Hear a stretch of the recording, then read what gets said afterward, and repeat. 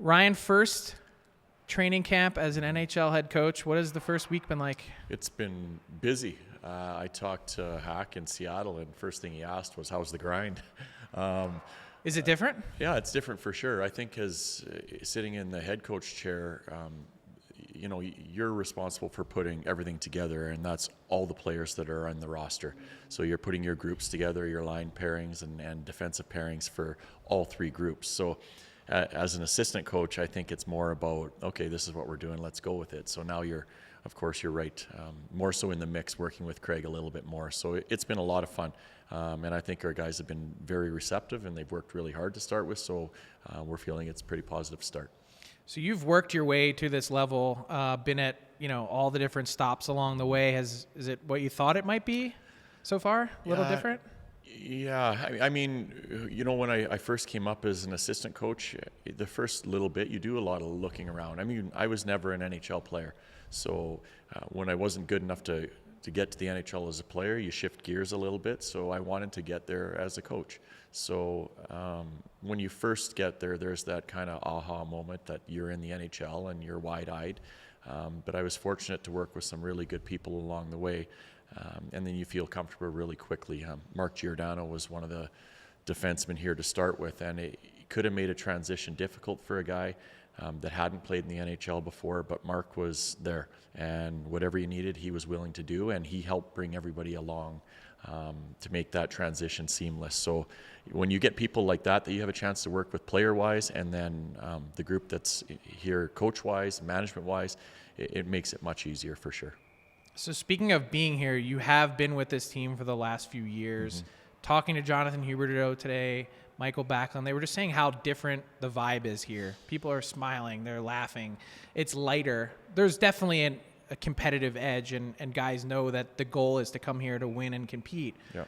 But as someone that was here and you want to put your own stamp on things, how difficult is that transition from being the assistant to then saying, okay, this is kind of how I want to do things? Yeah, I don't necessarily think that part of it's the transition part of it's difficult. I think as a coach, you are who you are, and there's certain things that you believe in along the way. So I want guys to understand that when they come to the rink, this is a place they want to enjoy being at. At the same time, they have to come to the rink with a focus, knowing that my job is to make sure I'm getting better every day, and I have to help push the people around me. So if you can get them to the point where they love being here and they still have that competitive fire in them where they're pushing each other all the time, that's ultimately what we want to try to create. So it's something that you have to stay on every day for sure, and there's most definitely going to be a lot of ups and downs along the way. But our job as a coaching staff is to make sure that we're the leaders in regards to how we expect the players to be. Talking to Craig Conroy, he was saying that as part of the interview process, the way you see the game and the way you see this team, you guys are on the same page, which is huge. Tell us what that is. Like, what is in a nutshell, your 30-second, what is your vision of how the Calgary Flames play? Yeah, I think a tougher question again, and I've learned along the way from working with some great coaches that you do not win in this league or anywhere if you can't keep the puck out of your net. So there needs to be priority placed on how you play in your own zone. And then for us, I think it's about trying to become a team that anticipates change of possession a little bit better so we can speed up the pace of our play.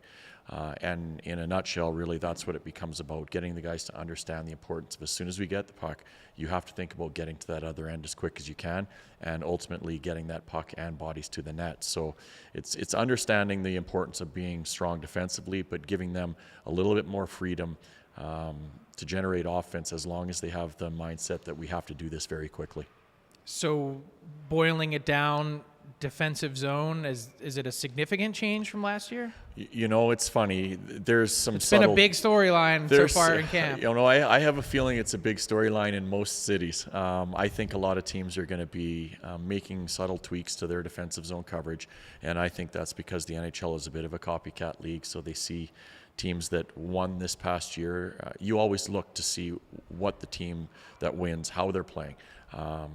And you try to take some things from those teams and try to integrate them into your system a little bit without changing it too much. Because at the end of the day, the group that we had here last year was 3 points out of a playoff spot, and we we were very close. And we had some guys that would tell you to a man that they didn't play to their expectations and what they felt like they were capable of. So we don't feel like we have to make a lot of tweaks.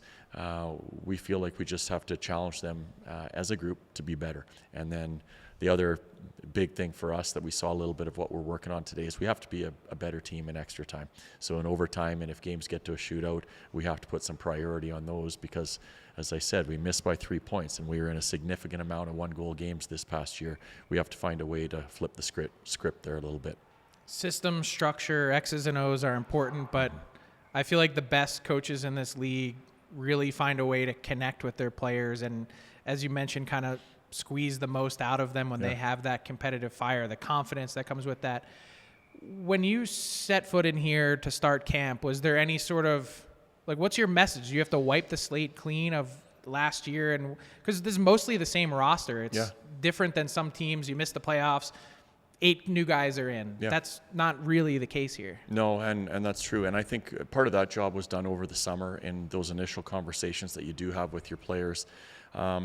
And then it's about reminding some of them the type of player that they are and how good they can be and how our staff is going to help them get them back to the level that we expect them to be at and what they expect of themselves. So really that's it, is you work with them to try to find what they're looking for, what we're looking for. You try to find a way to mold it together to put the best product on the ice. So what are the expectations this year? We, as always, we have high expectations here because we think we have a team that's very competitive. I mentioned that we were just shy last year of what we wanted to get. But every year you go into it, I think you have to have a focus on trying to be the best team you possibly can be. But also you want to get your mindset on the playoffs. I mean, I don't think you can look too far down the road beyond that, but you want to give yourself a chance. So that's why every day is real important, because you have to find a way to be in one of the top 8 spots. Is there a little underdog mentality here? Last year you guys had a ton of expectations. Ton of them. I think if you were probably to ask the players this year, they probably feel that way a little bit more than they did last year. And that's a good thing. There's a lot of talk about other teams in our division, in our conference. And, you know, when you're a competitor, as much as they say they don't want to hear or they don't listen to the media or read reports, they do. They know what's going on. So it's competitive. Like, they want to be considered one of the better teams. And if this is the way that can help motivate them along the way, then we can be classified as an underdog. That's totally fine with us. Ryan, looking forward to seeing you put your stamp on the Calgary Flames this year. Best of luck. Thank you for having me, Frank.